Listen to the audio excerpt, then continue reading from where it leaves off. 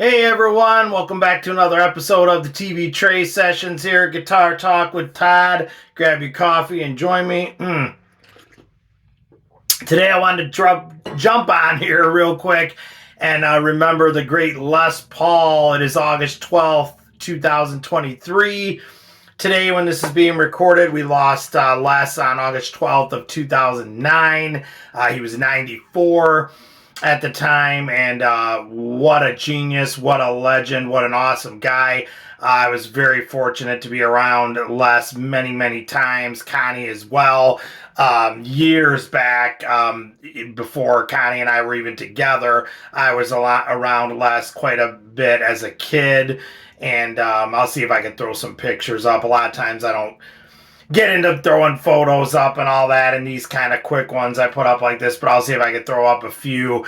I've talked about it many times. I was around Les a lot, and Connie as well. On our honeymoon when we got married in 2002, we went to New York and we're special guests there at the Iridium of Les, and it was so great because he let us, we came in and spent time with him, and they closed the place and everybody left, and that's one of my great memories of Les, just to talk about a few. When we went to see him, everybody was gone, and the Iridium had cleared out, and it was just me and Connie and Les, and there was like one person cleaning up by the bar, and that's actually who took the picture. I'll see if I can put that picture up, but it's the three of us just sitting at a table, and they had, chairs were going up on the tables, place was being shut down, and I remember saying to Les, like, oh, wow, we should get out of here. And he's like, we're in no rush. They can't close the place until I leave. And and it was just great. He sat there and we talked about him being around like W.C. Fields and Judy Garland, and how he would have her come over to his house and stuff back, and when he was still married, him and Mary Ford, and have Judy Garland sing Somewhere Over the Rainbow to him, and just unbelievable stories. What a life that guy had. Some of the other stories I remember he told me and Connie were like his memories of Chicago. He was working at WLS at the time as a kid in the 30s. Les lived to be 94, so he went back a ways, and he saw this was in the 30s. He was working at WLS, and they heard gunshots, and they ran down the stairs, and Dillinger had just been shot. And I'm thinking, who do you know they could say they were there when Dillinger was shot? I mean, come on. Like, what?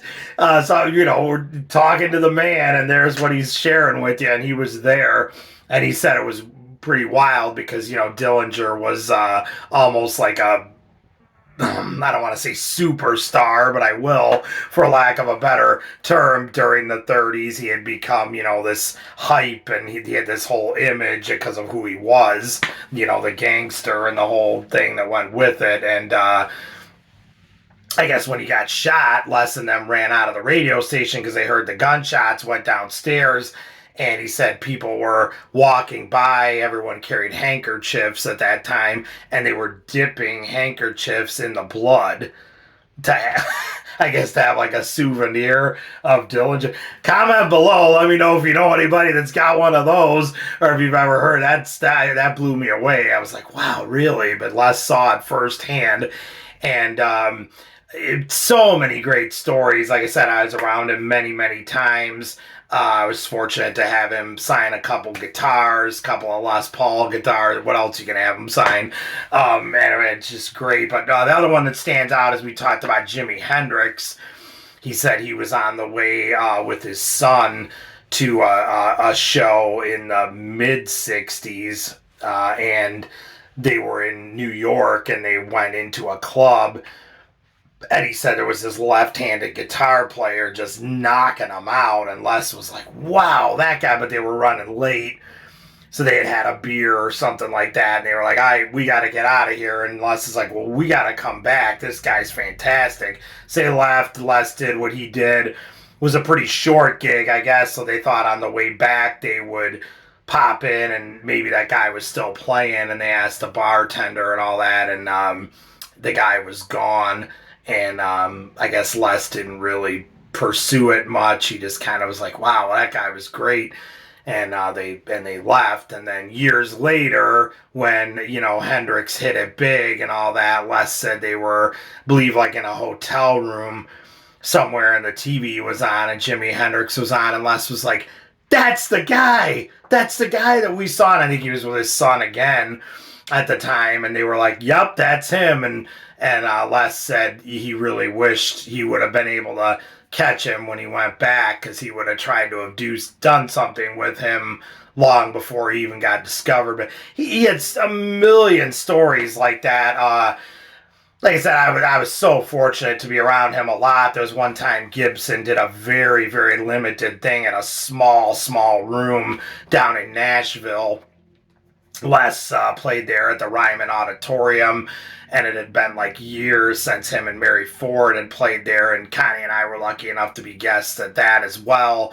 But then, like the day after that show at the Ryman, Les gave a presentation in a real small room, and Connie and I were there, and he was doing like a question and answer thing and just talking with hardly anybody in the room. It was like a very, very limited thing, and we were at that and just got to hear so much of this stuff from Les. It was just fantastic. So I've got a bunch of things, memorabilia of Les. I'll probably be showcasing a lot of that as we go on here on the TV Tray sessions. But what an icon. Sound on sound, multi-track recording. Obviously the Les Paul guitar, the biggest signature guitar in the history of mankind. A lot of artists have had signature guitars, but I don't think any of them have even been a speck of dust in the term of iconic compared to the Les Paul. I mean, come on. That pretty much shuts everything down right there when you talk about signature guitars. And Les always said of all the things he did, that was the thing he was the most proud of, was that guitars. I know Les was from Waukesha, Wisconsin, and they have a beautiful, memorial up there where he's buried and stuff. We've checked that out several times. If you're ever in the Waukesha area, stop by there and pay your respects to Les. It's a beautiful, tombstone, monument, the whole thing they've got there to honor Les, and rightfully so. If anybody deserves it, it was him. And but what a great guy. He was always super cool to me and super cool to Connie when we were around him, and we're so blessed to have said that we were around him, because wow, in terms of icons, I mean, that he's it. I mean, the log guitar that he started with a piece of railroad tie, and he put the two fake ends on it. And it's funny because he said he came up with that in a piece of railroad tie, and he played. There's that kind of a famous story of that, and that people didn't really pay attention at all, and all he did was go home that night and make two fake pieces to put on each side of the railroad tie, so it looked more like a guitar, and everybody responded and was like, "Wow, that guitar is beautiful, I love it." And he always said, "Remember that the audience listens with their eyes." And I was like, that's like the greatest analogy, and so true, because right there, so many people base things on what they see when a performer's playing, especially nowadays. And in my opinion, we've gone too far down that path. We put way more of an emphasis on your looks and your costume and what you're wearing. And you could say, oh, that's all part of it, you got to get it. And I guess that's true in 2023, but it's kind of sad to me in a way. I think we've gone a little bit too far down that path, when it's like, the dance presentation, the show, the lights, the stage show, the costumes, the choreography. Oh yeah, and the music. The music's like way down there at number 8 or 9. That's wrong to me, but that's just my opinion. But Les said they definitely the audience listened with their eyes, and I always thought that was a great analogy, because it's so true. And like I said, he proved it, because he came up with the first solid body electric, a piece of railroad tie, and went out, played for the crowd, and people were like what I think he said his mom even told him, like, you won't see Gene Autry on a horse with a broomstick, because everybody called him the broomstick guy, because this long piece of everything was hollow body guitars at that time, even the electrics. But then all Les did was put those fake wings on each side, and everybody lit up because of that. I was lucky enough to see the log firsthand right in front of me, a foot away, which was just breathtaking. It was like, wow. And a lot of that stuff is in the Smithsonian Institute. I know Les was inducted in there as an inventor, and just what an icon. I could sit here for days talking about the things he did. So we owe Les a lot. Les Paul and Mary Ford, the ultimate duo there. Connie and I salute them and owe so much to them, because they were like the first ones that really got that whole thing started too. Comment below if you have a Les story, anything Les Paul, even just about his guitar that you love, a favorite Les Paul that you might play that you love. Did you see Les? Did you meet Les? Do you have a story about him? What a great guy. He'll never be another one like him again. And so put on some Les Paul today, or play a Les Paul today, and remember him. I'm going to post this up soon. I have a gig tonight. It's August 12th. So might go up tomorrow on the 13th, but we are saluting Les this whole weekend. And we love you, Les. We sure do miss you. And thank you for making the music world, and certainly the guitar world, a better place for all of us. So comment below, you guys. Please hit that subscribe button and help me out. I appreciate all of you being on board with me. Drink up your coffee, Death Wish, or whatever you prefer. We can't live without it. Find me on Facebook at Todd BB Music, and we will see you all again. Thank you so much. Stay safe and love your dogs. Take care.